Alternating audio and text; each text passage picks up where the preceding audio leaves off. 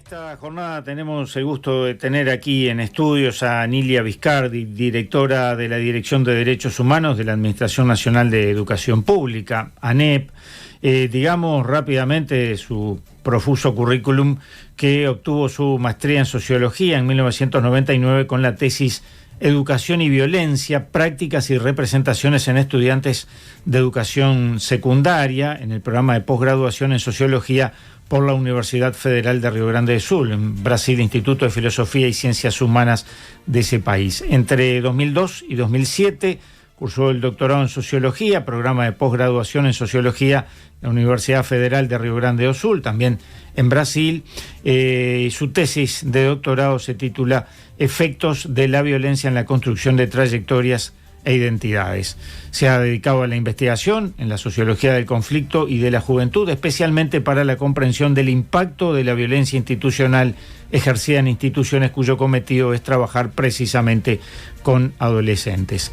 Es docente de la Facultad de Humanidades y Ciencias de la Educación, docente de la Facultad de Ciencias Sociales, fue asesora de la ANEP entre 2005 y 2009 y como referente académica también del organismo entre 2011 y 2014. Viscardi afirmó al asumir su cargo que se observaba que no había actividades en torno al tema de la memoria y que por esa razón no solo se realizaría esta actividad, sino que también se llevará adelante un plan de acción, porque, bueno, justamente el próximo jueves, a esto es a lo que me refería, en el edificio central de la ANEP, la Dirección de Derechos Humanos llevará a cabo un conversatorio sobre la relación entre memoria y educación formal y el papel que puede desempeñar el sistema educativo en la construcción y preservación de la memoria, marco conceptual y políticas públicas educativas. En esta actividad habrá representantes del estudiantado, la sociedad civil y la academia. Estará Jerónimo Sena, justamente por los estudiantes, Lilian Celiberti y Aldo Marchesi, respectivamente. Nilia, gracias por acompañarnos esta mañana aquí en Info 24. Muy buenos días, muchas gracias por invitarme a hablar de estos temas tan importantes. Bueno, sí, yo creo que sí, y que por lo general no los abordamos, por lo menos en los medios me refiero, ¿no? Con la importancia que esto amerita. ¿Este conversatorio de alguna manera es un primer paso para ir abordando el tema?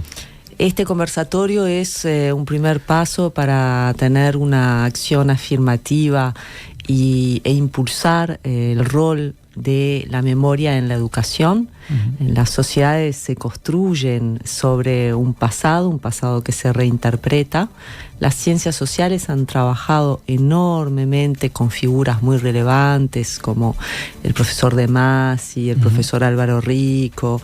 Tenemos hoy en día una nueva generación de historiadores, Marina Cardoso, Aldo Marchesi, Vania Marcarián, la historiadora Broquetas, un sinfín de jóvenes que han renovado la mirada y la investigación sobre los temas de memoria. Evidentemente debo hacer mención a lo más relevante en este mes, que son los activismos y la sociedad civil, que vienen desde distintas organizaciones luchando desde hace décadas por la cuestión de la memoria, y que son evidentemente los que con valor y con coraje han sostenido esta lucha. Uh-huh. Y por otra parte, evidentemente, la educación es un acto intergeneracional que tiene el cometido de renovar los mensajes, las miradas, desde aquello que se puede plantear y que es viable plantear en el marco de un currículum. Es decir, que la educación no siempre en los parámetros de la laicidad, en los parámetros de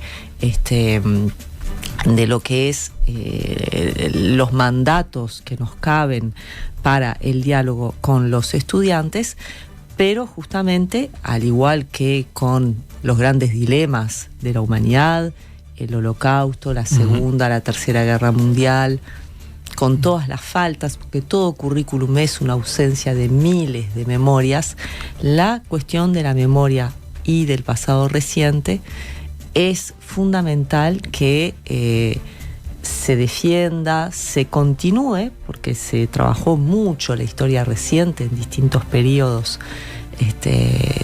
de nuestro sistema educativo, de la recomposición democrática hasta aquí. Fueron varios las modificaciones del currículum.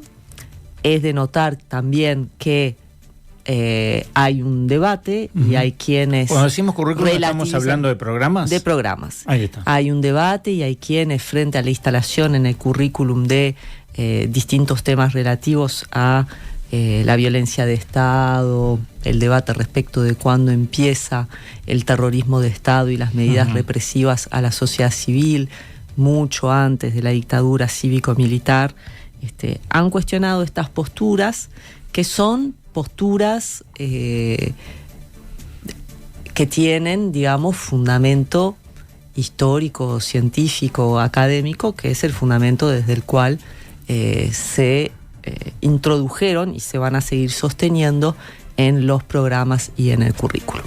Fuera de ello, ¿por qué un evento como el de como esta charla? Bueno, porque corresponde a la Dirección de Derechos Humanos abordar el tema de la memoria y de sitios de memoria, y al llegar observé que no habían acciones de diálogo. Me pareció significativo poner a dialogar a 3 representantes de las áreas fundamentales en este tema, a efectos de que los estudiantes y de los jóvenes puedan dar su mirada, puedan dialogar con actores de la sociedad civil y de contar con una instancia de diálogo sobre estos temas en el mes de la memoria. Este es el mes de la memoria por hechos del pasado reciente. La cuestión de la memoria es importante ampliarla a diversas memorias, siempre desde un paradigma de derechos humanos, minorías, diversidades, sectores vulnerables, infancias vulneradas. Ustedes sabrán que cada vez que prendemos un informativo, seguimos teniendo noticia de niños, adolescentes, poblaciones que viven en contextos carenciados, víctimas de muertes, armas de fuego, violencias múltiples. O sea que las memorias que tenemos que construir relativas al dolor son muchas en Uruguay, pero nos interesa particularmente en este mes defender la cuestión del pasado reciente y seguir sosteniendo la mirada científica, académica sobre diferentes relatos. Es fundamental para nosotros la presencia de un estudiante, la presencia de Lilian Celiberti, que representa... los damnificados, podríamos decir. Que representa la lucha de una mujer maestra, la lucha del sistema educativo por los derechos humanos, representa el dolor. Ella escribió un libro en el que da cuenta de su experiencia en la privación de libertad, del secuestro, y da cuenta de la resistencia, ¿sí? Su trabajo por los derechos humanos, por los feminismos, por las pedagogías feministas, la actualización de su planteo teórica, digamos, permite enlazar y mostrar la capacidad de la crítica, la capacidad de análisis, cómo sujetos que han pasado por experiencias traumáticas pueden justamente continuar aportando a la sociedad, resignificando esas experiencias, enlazando con nuevas generaciones y actualizando discursos. En este sentido, entonces, como representante de la sociedad civil, muestra también la participación de las mujeres, la presencia de mujeres. También puede dar cuenta de los castigos específicos vividos por las mujeres, durante el terrorismo de Estado, pero también por las diversidades en el periodo de recomposición democrática. Me importa mucho como socióloga tanto recuperar la memoria del pasado reciente como mostrar una mirada racional y científica, que es lo que tenemos que pasar a los estudiantes. La evidencia, la memoria es precisamente, como lo hemos visto, una recomposición entre un trabajo sólido, sostenido por los equipos de la Facultad de Humanidades, con el trabajo de la antropóloga Luisardo, que ha sostenido el equipo forense, que ha podido y sigue encontrando restos de las personas detenidas desaparecidas. El rol de la Facultad de Humanidades y Ciencias de la Educación en este sentido, o sea, del saber, de la creación, del conocimiento y de las instituciones en su compromiso por la democracia. Me interesa como socióloga sostener este trabajo fundado con precisamente una perspectiva de derechos humanos que justamente supone una mirada ética, un conjunto de principios que se deben transmitir a los estudiantes. O sea, frente a las minimizaciones que dicen esto es un acto ideológico, como lo seguimos escuchando, se trata de ira, se trata de acusaciones sin fundamento, porque increíblemente seguimos escuchando. Lo que interesa es dar voz a los adolescentes, dar voz a la sociedad civil, dar voz a los distintos académicos para poder sostener una mirada fundada para que los estudiantes amplíen su espectro respecto de lo que es la historia. Ahora, como socióloga precisamente, la marcha del 20 de mayo es aparentemente, por las cifras, yo no tengo las cifras ahora, pero cada vez más concurrida. Y allí se hace notar una y otra vez justamente la presencia de los jóvenes que no vivieron esa época de la dictadura y todo lo que implicó, ¿no? Porque también, está todo lo que tiene que ver con la prisión, la tortura, pero también el fenómeno del incilio y del exilio, ¿no? ¿Cómo se explica esa participación joven, ese meterse en esa temática que de pronto ni siquiera la vivieron indirectamente a través de sus familias?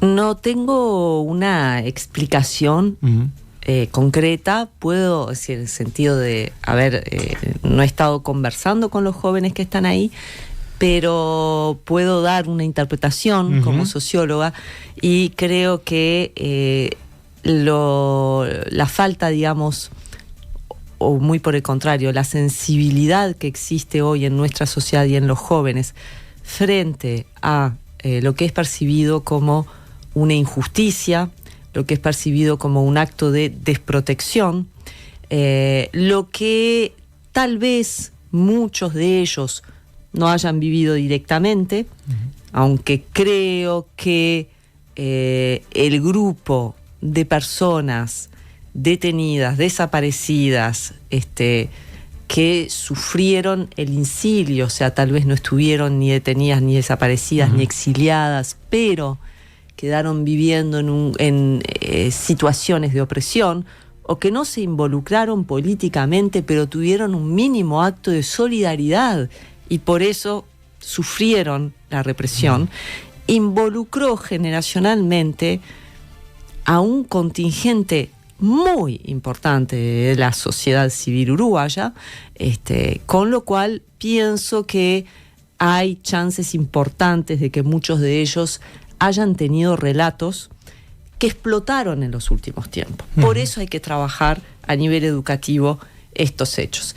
Porque si lo que se vive está atravesado, si lo que se vivió desde el terrorismo de Estado no hubiera estado atravesado por una lucha sistemática que permitió hablar de esto, reconocerlo y darle forma, estos relatos se podrían haber apagado, ahogado, permanecer fuera de las fronteras, pero en la medida en que la lucha, y a pesar de las idas y venidas y de los retrocesos en el gobierno anterior, donde a nivel formal, no sé, estrictamente desde el Estado no podemos decir que hubo un mandato muy explícito contra estos sentidos, pero las solidaridades que impiden el acceso a la verdad permanecen, y en muchos casos hubo una cierta represión o una censura a los actos por la memoria en los centros educativos,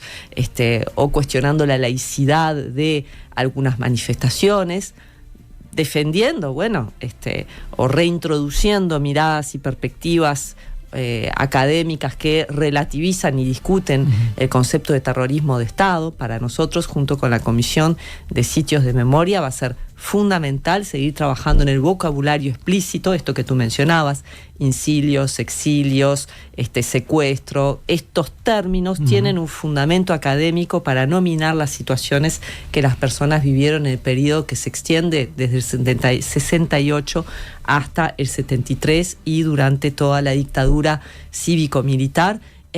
Esto por hablar de Uruguay. Nosotros sabemos que este proceso involucra al continente por el Plan Cóndor. O sea que no podemos ni siquiera pensarlo en los estrictos límites del Uruguay, porque como la trayectoria de la propia Lilian Celiberti muestra, que va de Montevideo a Brasil, como los relatos distintos muestran de gente recibiendo en los años 60 militantes brasileros torturados en ese país, y aquí las personas no daban crédito, porque todavía no había empezado ese proceso de tortura sistemática. Bueno, todos estos eventos hoy cobran fuerza en los jóvenes que probablemente participan pidiendo justicia, porque la liberación de la palabra, la defensa sistemática del 20 de mayo y un conjunto de acciones paralelas permiten dar sentido a este proceso y luchar contra las injusticias, denunciar, tener conciencia de la posibilidad del terrorismo de Estado como experiencia válida en América Latina, pero como experiencia contemporánea de violación de los derechos humanos en el mundo. Los jóvenes también, aunque no hablan de ello, están teniendo códigos para interpretar las guerras contemporáneas, los asesinatos contemporáneos.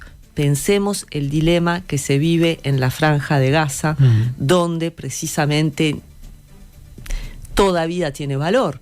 Decimos jóvenes, niños, adolescentes, población civil, pero toda vida tiene valor. Están justamente viviendo violencias, muertes, se habla de genocidio, y bueno, en este contexto mundial que sigue siendo amenazante, donde la paz sigue estando muy lejos, creo que el Uruguay para los jóvenes ha dado muestra de resistencias, y es fundamental a nivel intergeneracional poder pararse sobre los hombros de gigantes para tener la sensación de que nos podemos defender. Y la primera de las defensas para la educación es el conocimiento, la sensibilización y las armas de la racionalidad y los elementos técnicos para comprender que la noción de justicia no es ideología, es una perspectiva, pero que se funda también racionalmente en elementos que permiten evaluar prácticas y acciones de sujetos concretos en determinados momentos históricos. Esta es una consulta que por lo general suelo hacer cuando abordamos de este tipo de temáticas. El otro día, estuvimos conversando justamente con respecto a lo que se supo con respecto a la desclasificación, por decirlo de alguna manera, de archivos en el Ministerio de Defensa. Tú mencionabas el Plan Cóndor. Francesca Alesa acaba de reeditar el libro que aborda esta temática. ¿Qué rol entendés que juegan los medios de comunicación? Hoy en día, además, donde las redes sociales y canales alternativos tienen una fuerza especial en la sociedad, sobre todo en los jóvenes?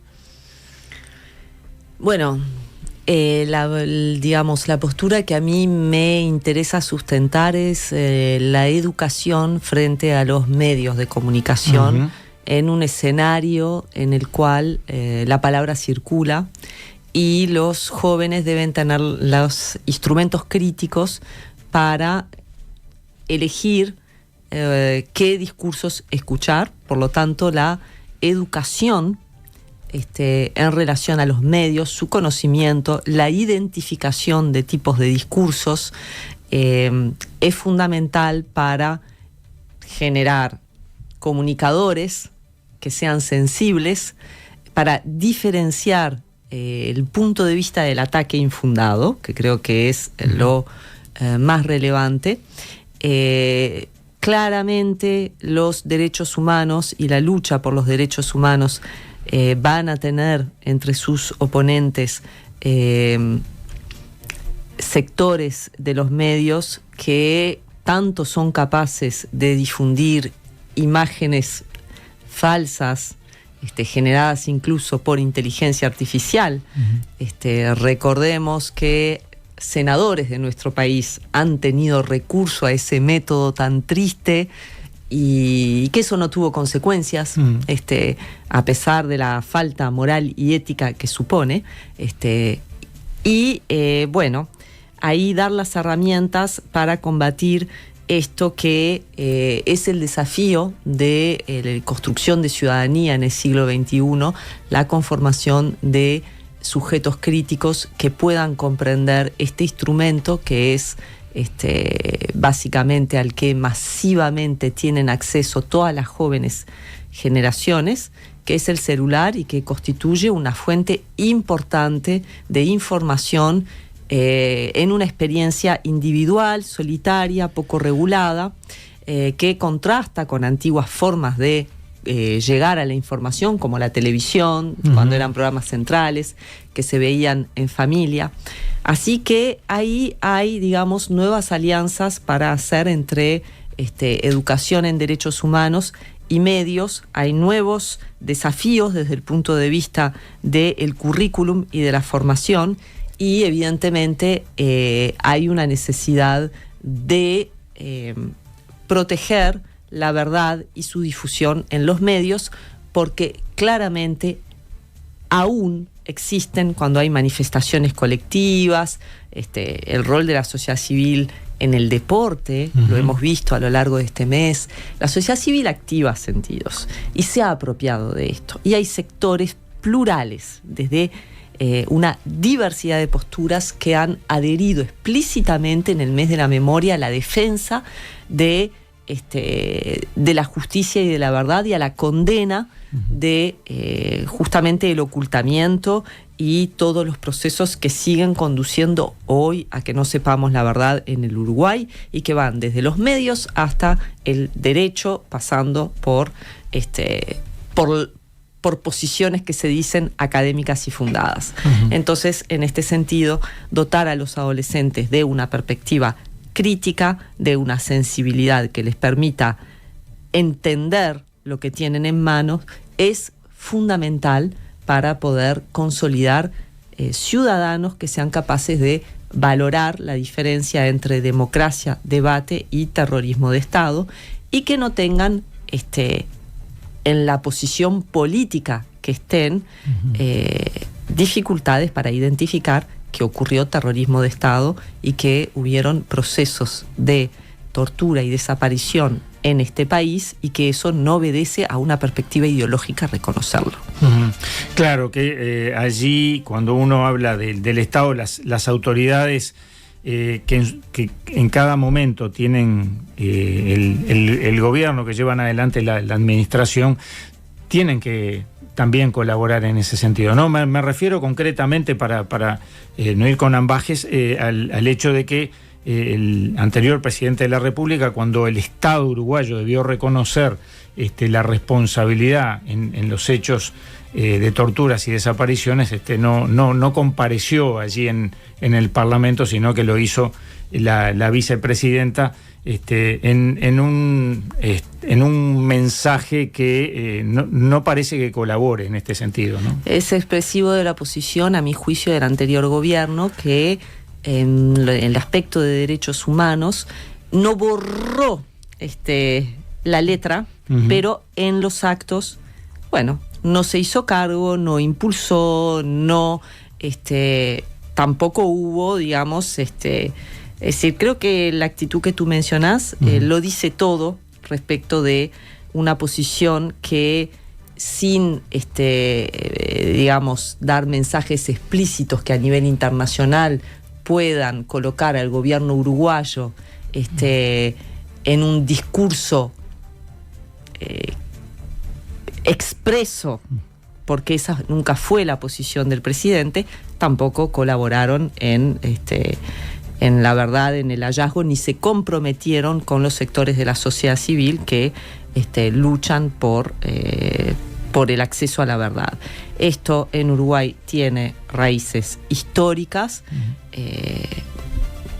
Hay análisis y hay lecturas respecto de los 2 referendos que se impulsaron y que fracasaron en esta materia, pero justamente lo que es interesante en este momento es que la fuerza que adquirió en la sociedad civil el reclamo por verdad y justicia y la apropiación de este sentido por parte de los adolescentes y jóvenes muestra el fruto no solo de la lucha, sino también de la formación, porque tuvimos un largo periodo en el cual en los libros de historia se pudo modificar, pasamos de aquella historia de los presidentes, aquella historia del Uruguay contemporáneo que no contemplaba el proceso de los años 60 y 70, a justamente introducir en los libros de historia estos sentidos.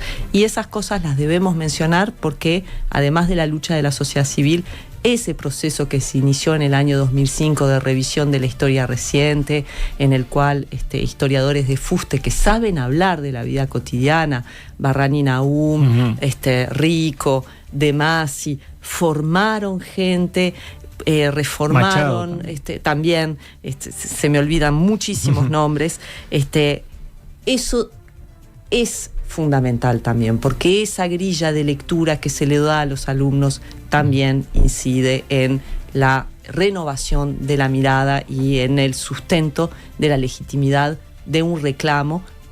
¿Por qué? Porque aún hay deuda.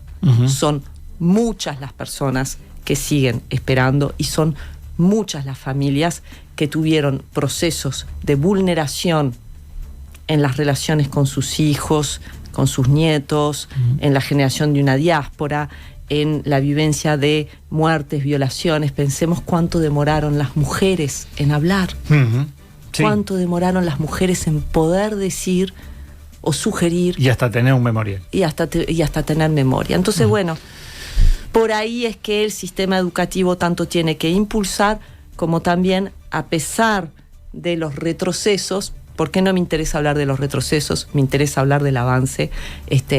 Es también a través de espacios como el que generamos el 29, de diálogos como el de la Comisión de Sitios de Memoria, con la que estamos pensando una serie de acciones pedagógicas en torno a la memoria que van a fortalecer cuestiones que ya existen, como los circuitos, ver cómo cada vez más podemos integrar a los estudiantes a estas dinámicas y, por supuesto, colaborar en todo lo que es la difusión de herramientas de conocimiento que muestren los procesos de violación de los derechos humanos, pero también la increíble capacidad de resistencia de las sociedades y cómo estos procesos represivos también generan nuevos hechos y solidaridades que permiten y permitieron a través de una comunidad internacional otras formas de renovación y de conocimiento que fueron en contra de los objetivos de ese proceso dictatorial cuyos gérmenes aún están presentes, pero que vamos a seguir desmontando. Nilia Viscardi, muchas gracias. Nos repasamos de tiempo. Me quedan un montón de preguntas todavía. Será para una próxima instancia. Muchas gracias a ustedes por el espacio.